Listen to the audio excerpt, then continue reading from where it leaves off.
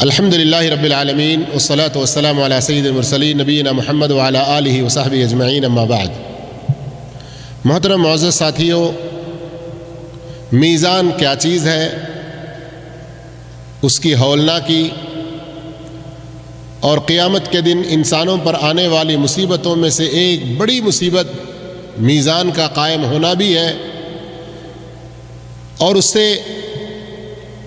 اس مصیبت کے موقع پر یہ مصیبت ہمارے اوپر سے بڑی آسانی سے اور ہلکے انداز میں گزر جائے، اس کے لیے ہمیں کیا کرنا چاہیے؟ کچھ تعلیمات پچھلے درس میں آپ کو دی جا چکی ہیں۔ انشاءاللہ کچھ اور معلومات آج آپ کے گوشے گزار کی جائیں گی۔ بات کو اور آگے بڑھانے سے پہلے میں گزارش کرتا ہوں کہ اپنے اپنے موبائل فون نکالیں اور تھوڑا سا ان کی کان مروڑ کر ذرا والیوم کم کر دیں، تاکہ سائلنٹ کر لیں یا سوئچ آف کر لیں، بیچ میں ڈسٹرب نہ ہونے پائے۔ قیامت کے دن اللہ تعالیٰ جو میزان کو قائم کرے گا، قیامت کے دن اللہ تعالیٰ جو میزان کو قائم کرے گا وہ مکمل طور پر عدل و انصاف والا میزان ہوگا۔ اس میں کسی بھی انسان پر کوئی رتی برابر بھی ظلم نہیں ہوگا۔ قیامت کے دن اللہ تعالیٰ میزان کو جو قائم کرے گا، اس میں جو لوگوں کو تولے گا، لوگوں کے اعمال کو تولے گا، یہ اس کے عدل و انصاف کی یہ بہت بڑی دلیل ہے۔ ذرا اس نقطے پر غور کیجئے آپ لوگ۔ اگر اللہ رب العالمین یہ کہے کہ بندے مجھے معلوم ہے کہ تو نے کیا کیا، تو جہنم میں چلا جا، تو جنت میں چلا جا، تو اللہ رب العالمین اس بات میں عدل والا ہے نہیں ہے؟ اس کا کوئی فیصلہ ظلم والا ہوتا ہے؟ نہیں ہوتا۔ لیکن وہ ایسا نہیں کرے گا، بلکہ بندوں سے حساب لے گا، ہر ایک کو بلائے گا، اس سے پوچھوائے گا، اور اس کے سامنے اس کے دیکھتے ہوئے اس کے اعمال کو تولے گا، تاکہ انسان کو اس نے جو کچھ اچھے اعمال کیے ہیں، جو کچھ برے اعمال کیے ہیں، ان سب کی حقیقت اس کے سامنے آ جائے۔ اور آج ہم دنیا کے اندر اس بات کو بھول جاتے ہیں۔ نماز پڑھنے کے وقت میں کئی سورتیں امام اونچی آواز میں تلاوت کر رہے ہوتے ہیں، لیکن ہم کہیں اور سوچوں میں گم ہوتے ہیں۔ تھوڑا سا سمجھنے کی کوشش کریں، غور و فکر کریں۔ کتنی مرتبہ سورہ کہف کی تلاوت ہم کرتے ہیں اور اس میں یہ آیت ہمارے سامنے سے گزرتی ہے، وَوُضِعَ الْكِتَابُ فَتَرَى الْمُجْرِمِينَ مُشْفِقِينَ۔ اس دن نام اعمال ان کے سامنے رکھے جائیں گے، تو آپ اس وقت گنہگاروں کو دیکھیں گے، مجرموں کو دیکھیں گے، اپرادھیوں کو، گناہ کرنے والوں کو دیکھیں گے، مشفقین مما فیہ، اپنے ہی ان نام اعمال میں جو کچھ ہے اس کو دیکھ کر وہ ڈر رہے ہوں گے۔ وَيَقُولُونَ يَا وَيْلَتَنَا مَا لِهَذَا الْكِتَابِ، ہائے ہماری بربادی، ہائے افسوس، یہ کیسی کتاب ہے، یہ کیسا ہمارا نام اعمال ہے، لا يغادر صغيرة ولا كبيرة الا احصاها، جو کچھ بھی چھوٹے سے چھوٹا عمل اچھا یا برا، بڑے سے بڑا عمل اچھا یا برا، سب کچھ اس کے اندر آ گیا ہے، سب اس کے اندر شمار ہے۔ اس وقت افسوس کرنے کا، اس وقت پچھتاوے کا کوئی فائدہ ہوگا؟ کچھ نہیں فائدہ ہوگا۔ اللہ تعالیٰ مکمل عدل و انصاف قائم کرے گا، کسی پر کوئی ذرا برابر بھی ظلم نہیں کرے گا۔ فَمَن يَعْمَلْ مِثْقَالَ ذَرَّةٍ خَيْرًا يَرَهُ وَمَن يَعْمَلْ مِثْقَالَ ذَرَّةٍ شَرًّا يَرَهُ، جو ذرہ برابر بھی نیکی کرے گا کل اپنے آنکھوں سے اس کو دیکھے گا، کس جگہ پر میں یہ نیکی کیا ہوں۔ علم کی محفلوں میں آنا، دین کی مجلسوں میں آنا نیکی کا کام ہے یا نہیں؟ یہ بھی نیکی کا کام ہے۔ کل قیامت کے دن اس کو آپ دیکھیں گے، ویڈیو کی شکل میں دیکھیں گے، اور وہاں اپنی نیکی کا اجر و ثواب پاتے ہوئے آپ کو خوشی ہوگی. وہیں اگر کوئی برائی کریں گے ذرہ برابر بھی، چھوٹے سے چھوٹا بھی، تو کل قیامت کے دن اس کو بھی دیکھیں گے اور افسوس کریں گے، پچھتائیں گے. لیکن جیسے ہندی میں مثل ہے، تب پچھتاوے کیا بات بنے، ہاں جب چڑیا چگ گئی کھیت. تو قیامت کے دن اللہ کے سامنے حاضر ہونے کے بعد پچھتاوے کا کوئی فائدہ نہیں ہوگا. اللہ تعالیٰ انصاف کا ترازو قائم کرے گا. اس کے دو پلڑے ہوں گے، ایک میں نیکیاں تولی جائیں گی، دوسرے میں برائیاں تولی جائیں گی. اور پھر جس کے نیکیوں کا پلڑا بھاری ہوگا وہ جنتوں کی طرف خوشی خوشی جائے گا، اور جس کے برائیوں کا پلڑا بھاری ہوگا، نیکیوں کا پلڑا ہلکا ہو جائے گا، اس کو رسوائی کے ساتھ، ذلت کے ساتھ، روتے پچھتاتے ہوئے جہنم میں جانا پڑے گا. اللہ اس جہنم سے ہم سب کو پناہ عطا فرمائے. میرے بھائیوں، ذرا ایک واقعہ سنیے. مسند احمد میں اور سنن ترمذی میں یہ حدیث آئی ہوئی ہے. شیخ البانی رحمہ اللہ نے اس کو صحیح کہا ہے. ذرا اس واقعے کو سننے کے بعد ہمارے رونگٹے کھڑے ہو جانے چاہیے، ہمارے اندر کپ کپی طاری ہونی چاہیے، ہمیں ڈرنا اور گھبرانا چاہیے، اور اپنے اس آخرت کے دن کے لیے ابھی تیاری کر لینی چاہیے. ہم آگے اپنے بھوشیہ کے لیے، اپنے اصل دیش کے لیے پردیس میں رہ کر کچھ کماتے ہیں، نہیں کماتے ہیں؟ کماتے ہیں نا. تو یہ دنیا ہمارے لیے پردیس ہے، اور وہ پرلوک آخرت وہ ہمارا اصل دیش ہے، سورگ یا نرک کے روپ میں، جنت یا جہنم کی شکل میں. تو وہاں کے لیے ابھی سے ہم کچھ کمائی کر لیں. کیا واقعہ ہے؟ نبی کریم محمد مصطفیٰ صلی اللہ علیہ وسلم کے پاس ایک شخص آتا ہے اور کہتا ہے، میرے کچھ غلام ہیں، میرے کچھ نوکر ہیں،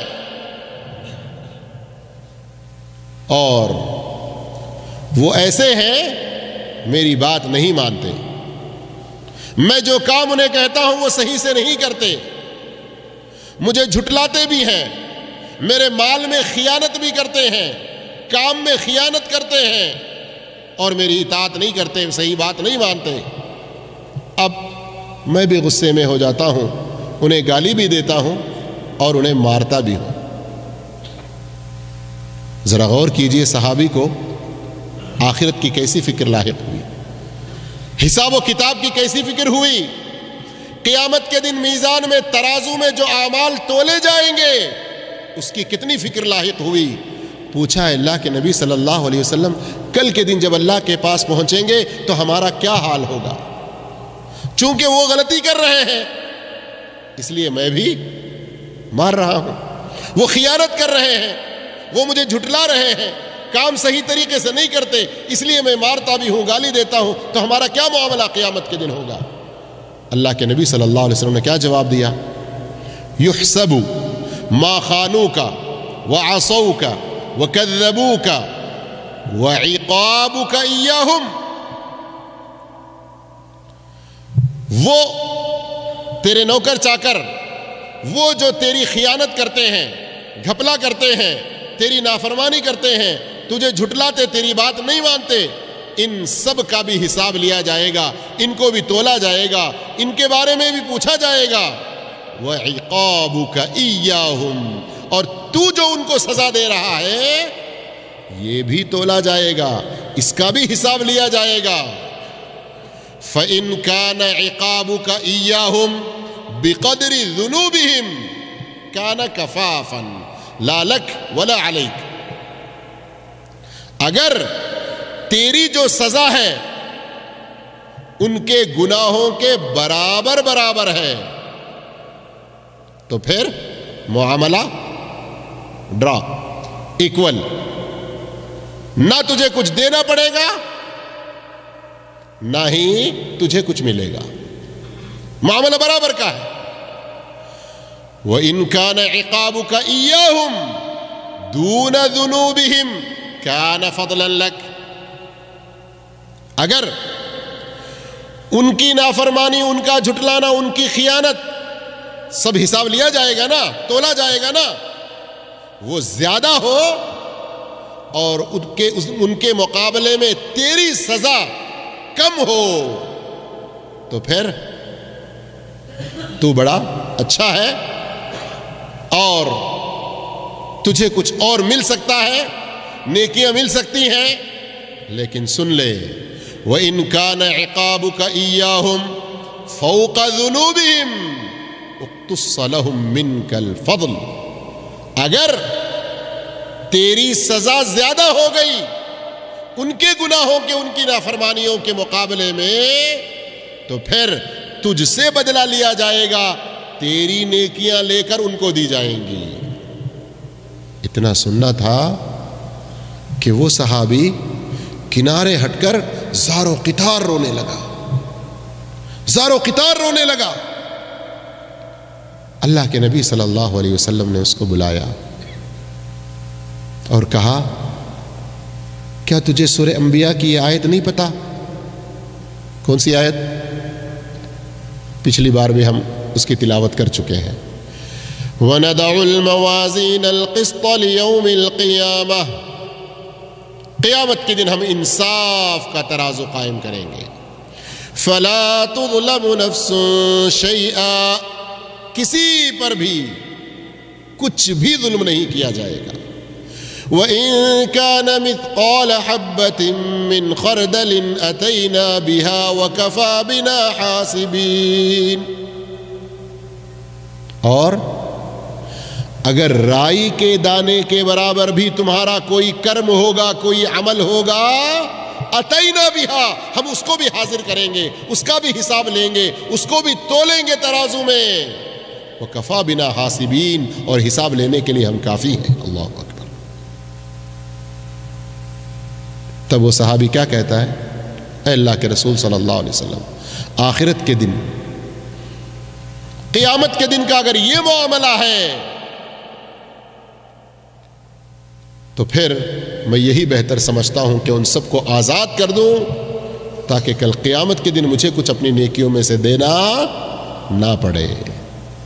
ذرا ہم لوگ بھی اس حدیث پر غور کریں، صرف اس ناحیے سے نہیں کہ ہم مزدور ہیں، ہم کام کرنے والے ہیں، ہم مکفول ہیں، آجر ہیں، لیبر ہیں، اور یہ ہمارے سیٹ ہیں، یہ ہمارے کفیل ہیں، یہ تو ہماری تنخواہ کھاتے ہی ہیں، یہ تو ہمارے اوپر ظلم کرتے ہی ہیں۔ ہم ایک پہلو سے سوچتے ہیں، لیکن ہم میں سے کتنے لوگ ایسے ہوں گے چونکہ وہ ہماری تنخواہ پوری نہیں دے رہا ہے، چونکہ وہ ہمارے اوپر ظلم کر رہا ہے، 8 گھنٹے کی ڈیوٹی کا وعدہ کر کے 10 گھنٹے ہم سے کام لے رہا ہے، 12 گھنٹے ہم سے کام لے رہا ہے، تو اب کیا کرنا چاہیے؟ اس کا بدلہ لینا ہے۔ یہ سمجھتے ہوئے ہم ڈیوٹیوں میں ڈنڈی مارنا، کیشیئر اب اگر بنا دیا، امانت دار ہمیں بنا دیا، تو روزانہ چائے کے، ناشتے کے، فلاں کے حساب کے پیسے بغیر علم کے نکالنا، اس چیز کی ایک قیمت مقرر ہے، اس سے زیادہ قیمت کسٹمر سے وصول کرنا، باقی اپنے جیب میں ڈالنا، اور کفیل کے حساب، کفیل کا تو ہم برابر دے رہے ہیں، اس کے کیا ہم نقصان کر رہے ہیں۔ اس طرح کے سارے گھپلے جو ہوتے ہیں، کیا ان سب کا قیامت کے دن حساب نہیں ہوگا؟ کہ اللہ کو اس کا حساب ہمیں دینا نہیں پڑے گا؟ اس بارے میں سوچنے کی ضرورت ہے۔ قیامت کے دن انصاف کا ترازو قائم کیا جائے گا میرے بھائیوں، وہاں کسی کو بچ نکلنے کی، بھاگ جانے کی، چھپ جانے کی کوئی گنجائش نہیں۔ صحابی کا یہ عمل اعمال کے وزن کیے جانے سے پہلے اپنے نفس کا محاسبہ کرنے کی ایک بہترین مثال ہے۔ اس سے ہمیں اچھی طرح سے سبق حاصل کرنا چاہیے۔ اور میرے بھائیوں، قیامت کے دن وہ جو ترازو قائم ہوگا، یقیناً ہے تو بہت بڑا گمبھیر مسئلہ، لیکن یہ اس کے لیے آسان ہے جو اس دنیا کی زندگی میں اس کی فکر کر کے، ایمان کو درست کر کے، نیک اعمال کے ڈگر پہ چلتا ہے، اپنے آپ کو توحید کے صاف اور بالکل شاہراہ سے دور نہ کر کے، شرک کی دلدلوں میں نہ پھنسا کے، بدعملیوں میں اپنے آپ کو نہ گرا کے تقوی کی زندگی گزارتا ہے، اس کے لیے تو بہت آسان ہوگا۔ لیکن ہم میں سے کتنے لوگ ایسے ہیں؟ اما عائشہ صدیقہ رضی اللہ تعالی عنہا ایک مرتبہ نبی کریم صلی اللہ علیہ وسلم اپنے گھر میں داخل ہوتے ہیں، دیکھتے ہیں کہ اما عائشہ رضی اللہ تعالی عنہا رو رہی ہیں۔ پوچھا ہے عائشہ کیوں رو رہی؟ کیا بات ہے؟ کس چیز نے تمہیں رلایا؟ آج پردیس میں رہ کے ہمیں بھی رونا آ جاتا ہے، کبھی ہمارے منگیتر کے، کبھی ہمارے بیگم کے، یا کبھی ہمارے بچوں کے، یا ہماری امی جان کی طبیعت کی ناسازی، اس طرح کے بہت سارے واقعات ہمیں یاد آتے ہیں، رونا آ جاتا ہے۔ لیکن یہاں اما عائشہ کو کیوں رونا آیا؟ ماں عائشہ صدیقہ رضی اللہ تعالیٰ سے پوچھا اللہ کے نبی صلی اللہ علیہ وسلم نے کیوں رو رہی ہو؟ فرمایا اے اللہ کے رسول صلی اللہ علیہ وسلم جہنم کے آگ کو یاد کر رہی تھی اور مجھے رونا آ گیا۔ اللہ اکبر۔ اللہ ہم کو بھی جہنم کی آگ یاد کر کے رونے کی توفیق عطا فرمائے۔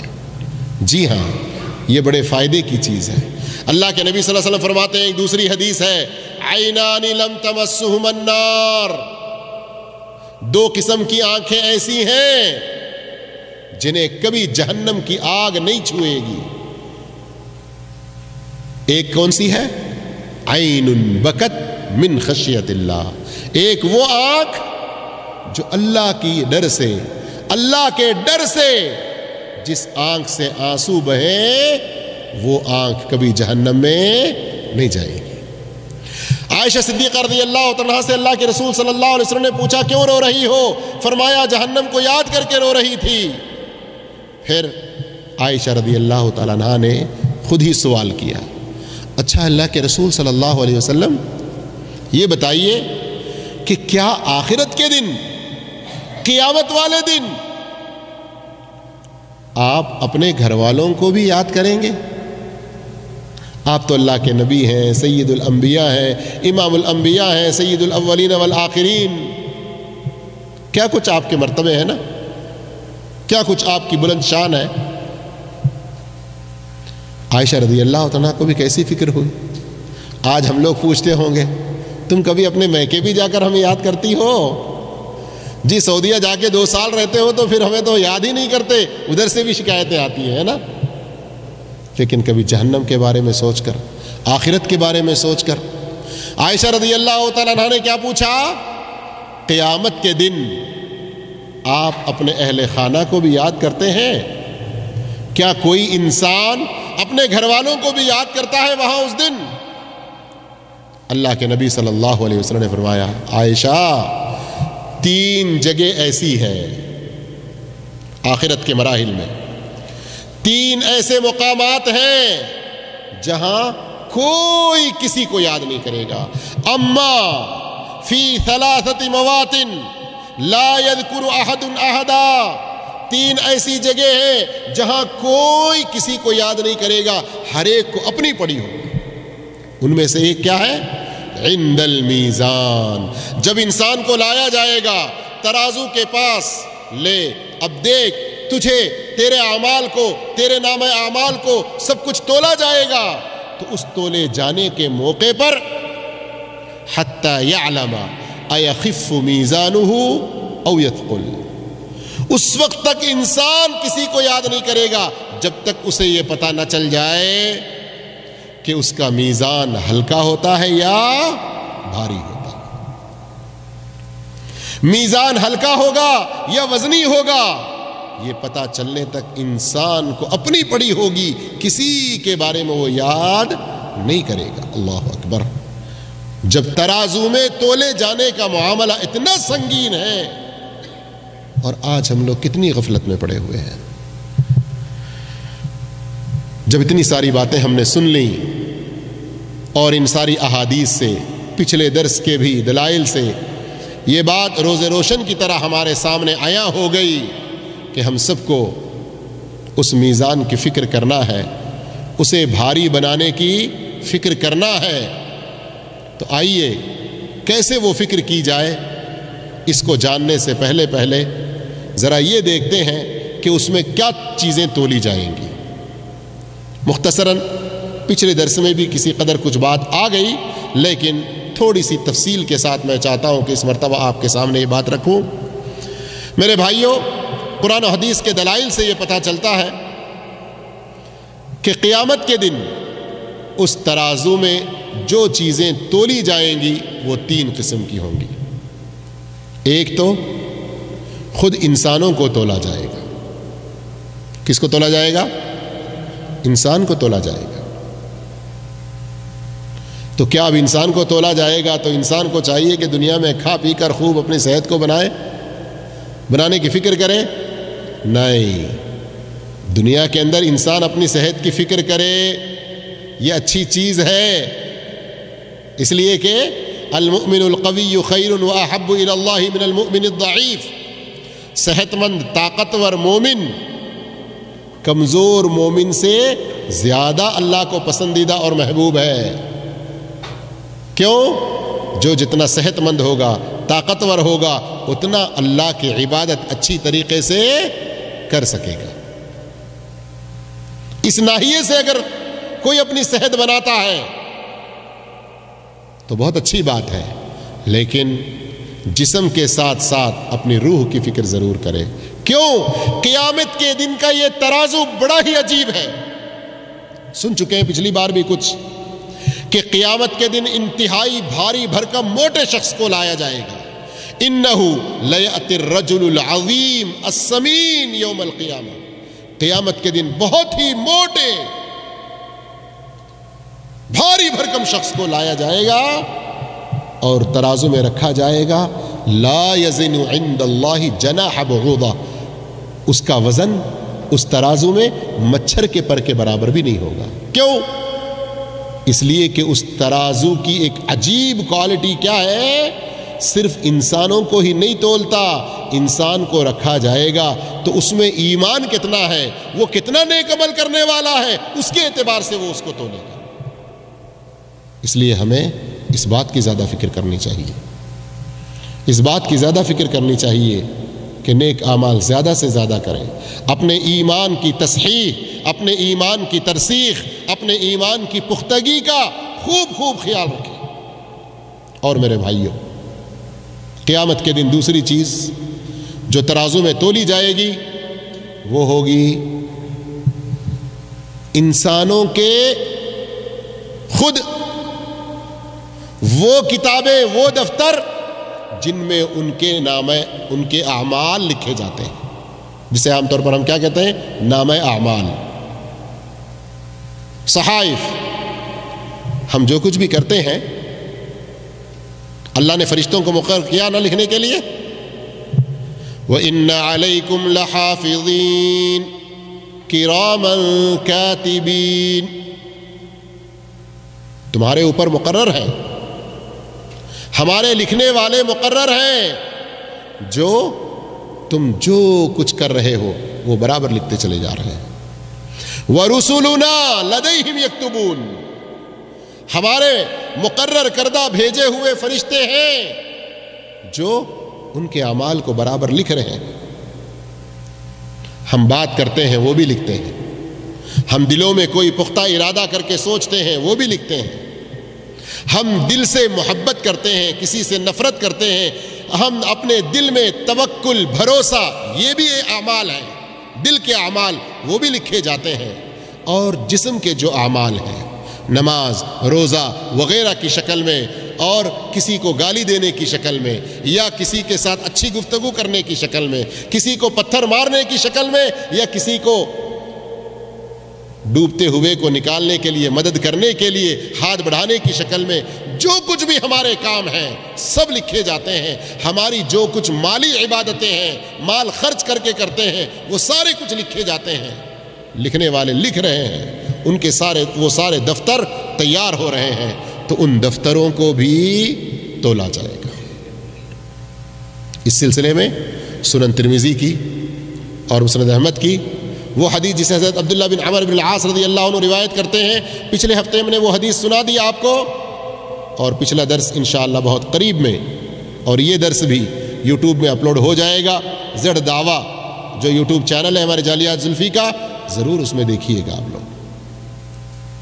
اور وہ انسان جسے اللہ رب العالمین کہے گا آجا تو حاضر ہو جا میزان کے پاس، ترازو کے پاس، انسان ڈرتے ہوئے سہمتے ہوئے آئے گا، اس کے 99 گناہوں کے دفتر، کتنے دفتر؟ 99۔ ایک دفتر کی لمبائی کتنی بڑی ہے؟ جہاں تک اس کی نظر پہنچتی ہے۔ اللہ اکبر۔ ذرا آپ خود سوچئے نا، جب سے ہم جوان ہوئے ہیں، ہوش سنبھالے ہیں، تب سے اب تک کیا کچھ کرتے آ رہے ہیں، کیا کچھ کہتے آ رہے ہیں، سارا کچھ اس میں ریکارڈ ہو رہا ہے، سارا کچھ لکھا جا رہا ہے، کتنا کچھ جمع ہو رہا ہو۔ تو یہ جو اعمال نامے ہیں، یہ جو دفتر ہیں اچھے برے اعمال کے، ان سب کو بھی تولا جائے گا۔ اور تیسری چیز جو تولے جائیں گے وہ ہے خود اعمال۔ پہلی چیز کیا ہے؟ بھول گئے؟ پہلی چیز انسانوں کو تولا جائے گا، دوسری چیز اعمال نامے دفتر، اور تیسرے خود اعمال، نمازیں ہیں، روزے ہیں، زکوٰۃ، حج ہیں، ماں باپ کی خدمت ہے، زبان سے جو سچ بولتے ہیں، لا الہ الا اللہ پڑھتے ہیں، سبحان اللہ کہتے ہیں، الحمدللہ کہتے ہیں، کسی سے ہنس کر اچھے سے محبت سے بات کرتے ہیں، میٹھی گفتگو کرتے ہیں، کسی کو نیکی کی بات پہنچاتے ہیں، کسی کو کوئی دان کرتے ہیں، صدقہ کرتے ہیں، قربانی کرتے ہیں، نذر و نیاز کرتے ہیں، یعنی اعمال جو کچھ بھی ہیں ان کو بھی تولا جائے گا۔ اور اللہ تعالیٰ اس بات پر قادر ہے نہیں ہے؟ ضرور قادر ہے۔ اللہ تعالیٰ ضرور اس بات پر قادر ہے کہ وہ ہمارے اعمال کو تولے گا، اس لیے کہ کئی ساری حدیثیں اس سلسلے میں دلیل ہیں۔ کچھ تو ایسے عمومی دلائل کہ انسان جب مر جائے گا اور اسے قبر میں رکھا جائے گا، اگر وہ انسان دنیا میں ایمان والا تھا، نیک اعمال کرنے والا تھا، تو صحیح حدیث میں کیا آیا ہوا ہے؟ مسند احمد اور ابو داؤد وغیرہ میں شیخ البانی رحمہ اللہ نے صحیح کہا کہ جب منکر نکیر آ کر سوال کرنے والے سوال کر کے جائیں گے، جواب وہ صحیح دے دے گا، اللہ کی طرف سے حکم ہوگا کہ اب اس بندے کے لیے جنت کا بچھونا بچھا دو، جنت کی خوشبوئیں اس کے لیے، جنت کی طرف سے کھڑکی اس کے لیے کھول دی جائے۔ اور اتنے میں وہ آدمی کیا دیکھے گا؟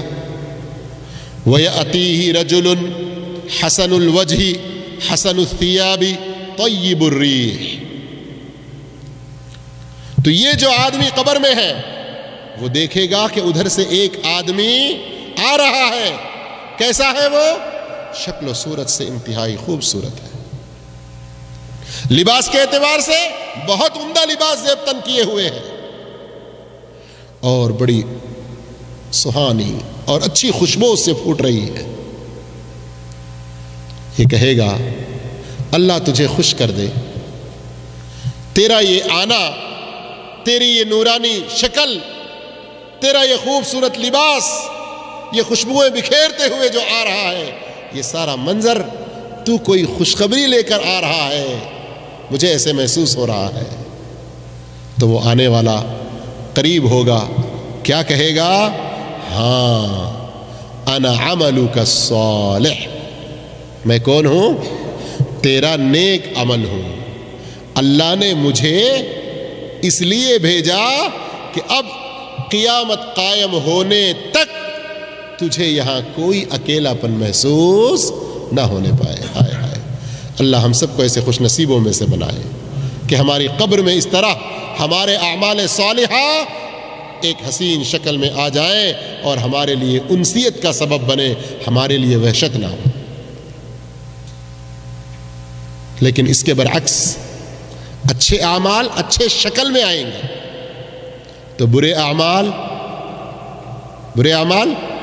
برے شکل میں۔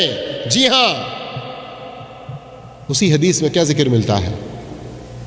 جب ایک منافق، ایک کافر، ایک فاسق، فاجر، بدعمل ایسے انسان کی وفات ہوتی ہے اسے قبر میں رکھا جاتا ہے۔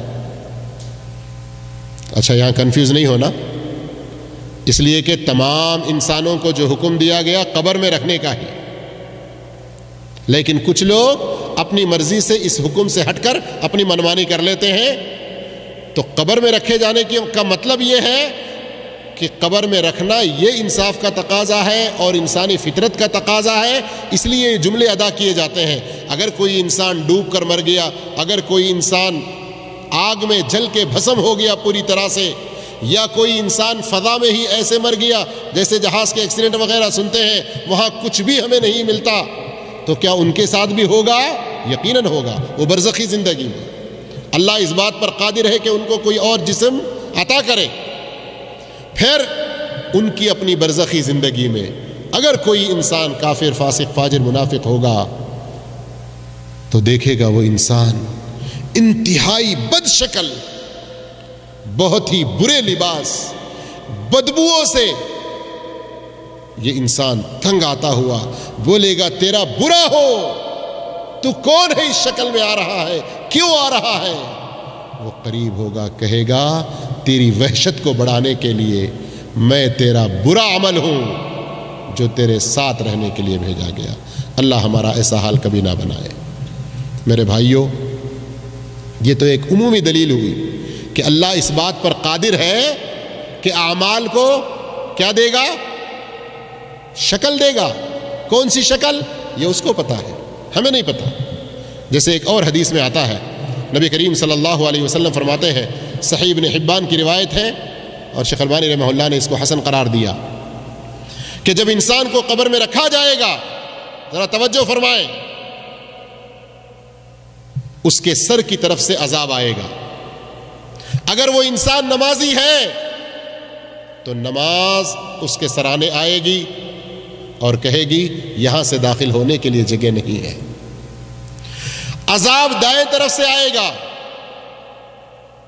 اگر وہ انسان روزے دار تھا دنیا میں تو روزہ آئے گا، کہے گا ادھر سے داخل ہونے کے لیے کوئی جگہ نہیں۔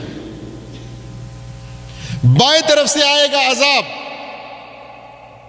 اگر وہ انسان زکوٰۃ دینے والا دنیا میں تھا تو زکوٰۃ آئے گی اور کہے گی ادھر سے آنے کے لیے تجھے کوئی راستہ نہیں ہے۔ اور پھر پیروں کی طرف سے وہ عذاب آئے گا، تو اس کے جو دوسری نیکیاں ہیں، لوگوں کے ساتھ حسن سلوک، صلہ رحمی، لوگوں کے ساتھ اچھی گفتگو، اچھے اخلاق کا برتاؤ، یہ ساری نیکیاں اس کے پیروں کی طرف آئیں گے اور کہیں گے کہ ادھر سے داخل ہونے کے لیے کوئی جگہ نہیں ہے۔ اللہ اس بات پر قادر ہے کہ اعمال کو یہ شکل دے دے گا۔ یہ تو قبر کی بات ہوئی، لیکن قیامت کے دن جب ترازو قائم کیا جائے گا تو اس میں اعمال کو بھی تولا جائے گا۔ جیسے نبی کریم صلی اللہ علیہ وسلم کی ایک حدیث ہے، اور یہ حدیث بھی صحیح ابن حبان میں ہے، ما من شیء یوضع فی المیزان اثقل من حسن الخلق۔ قیامت کے دن ترازو میں حسن خلق، اچھے اخلاق، گڈ کیریکٹر، یہ سب سے زیادہ وزنی ہوں گے۔ اب کیا پتا چلا؟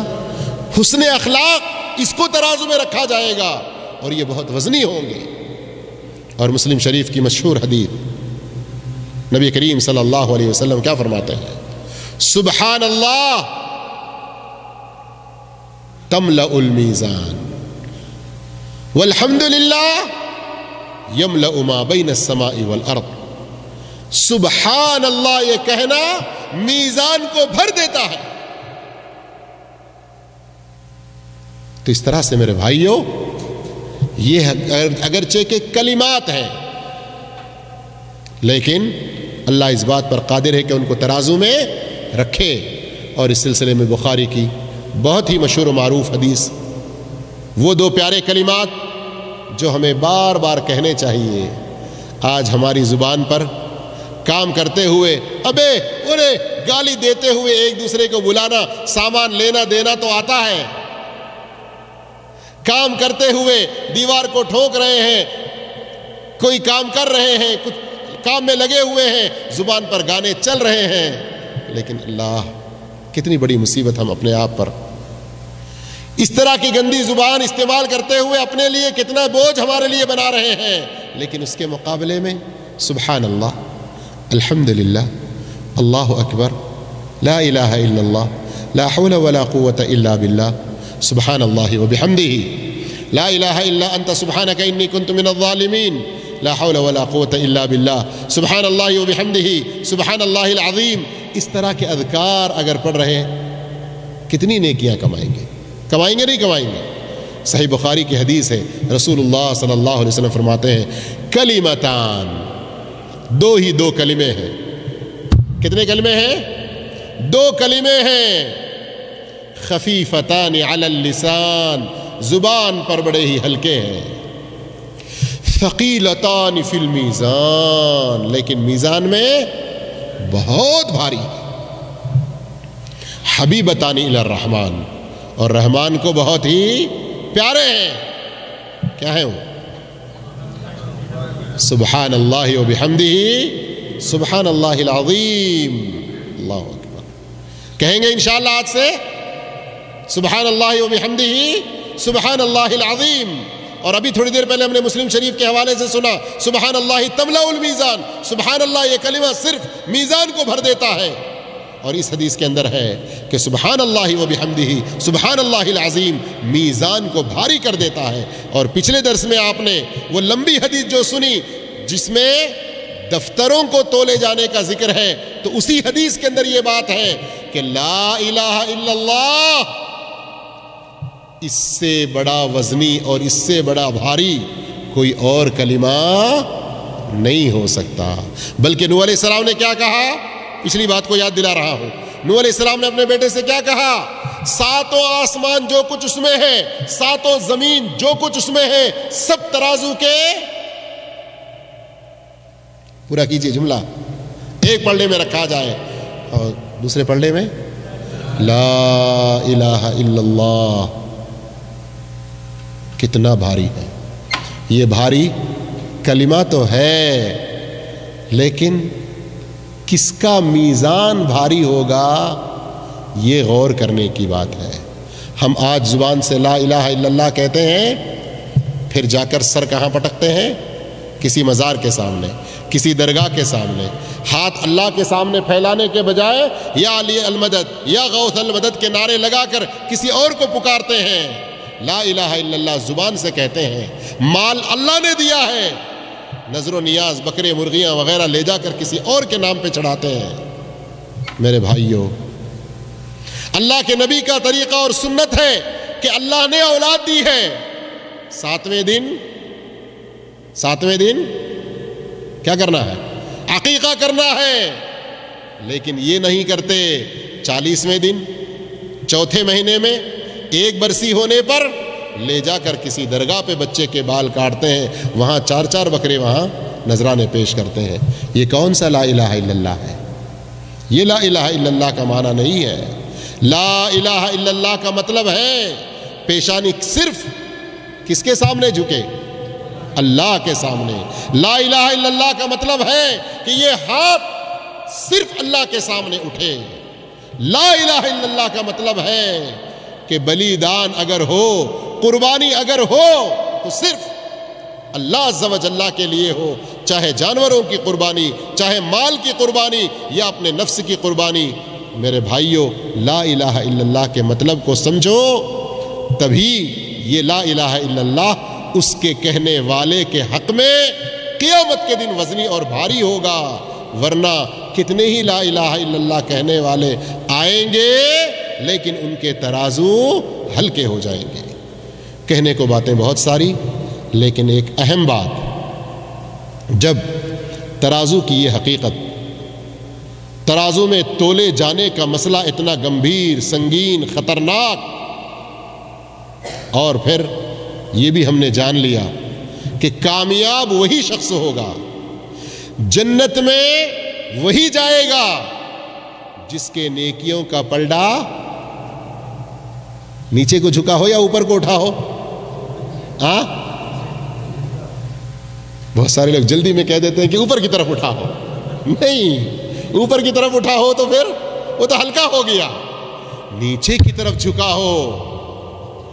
کامیاب وہی ہوگا جس کا نیکیوں کا پلڑا بھاری ہوگا. اب غور کرنے کی بات یہ ہے کہ کیا کوئی ایسا عمل ہے، کوئی ایسی نیکی ہے جو ہمارے ترازو کو زیادہ وزنی بناتی ہو؟ اس کا مختصر جواب تو یہ ہے کہ ایمان اور ہر نیک عمل ترازو کو وزنی کر دے گا، ترازو کو بھاری کرے گا. لیکن اس کے علاوہ بھی قرآن مجید میں اور نبی کریم صلی اللہ علیہ وسلم کی احادیث مبارکہ میں کئی ایسی نیکیوں کے بارے میں بتلایا گیا جن کے بارے میں خصوصی طور پر یہ خبر دی گئی کہ وہ ترازو میں جب رکھے جائیں گے تو بہت زیادہ وزنی ہوں گے. جیسے یہی ابھی دوران گفتگو لا الہ الا اللہ کا ذکر آیا، سبحان اللہ کا ذکر آیا، حسن خلق کا ذکر آیا، اور بھی ایسی کئی چیزیں ہیں. انشاءاللہ اگلے بدھ سے جو سلسلہ ہمارا شروع ہوگا وہ اعمال جو ہمارے میزان کو بھاری کرتے ہیں. سننے کا شوق رکھیں، سیکھنے کا بھی شوق رکھیں، عمل کرنے کا بھی شوق رکھیں. اللہ ہم سب کو اس کی نیک توفیق عطا فرمائے اور پابندی سے آتے رہیں. اللہ رب العالمین ہم تمام کو دنیا میں اپنی سانسیں جب تک ہیں، سانس کے رکنے سے پہلے اپنے میزان کی فکر کرنے کی توفیق عطا فرمائے. ہر وہ نیک عمل کرنے کی توفیق دے جس سے اپنا میزان بھاری ہو جائے. اللہ ہر اس برے عمل سے بچائے جس سے ہمارا میزان ہلکا ہوتا ہو. جزاکم اللہ خیرا وآخر دعوانا الحمدللہ رب العالمین. سبحانک اللہم و بحمدک اشہد ان لا الہ الا انت استغفرک و اتوب الیک.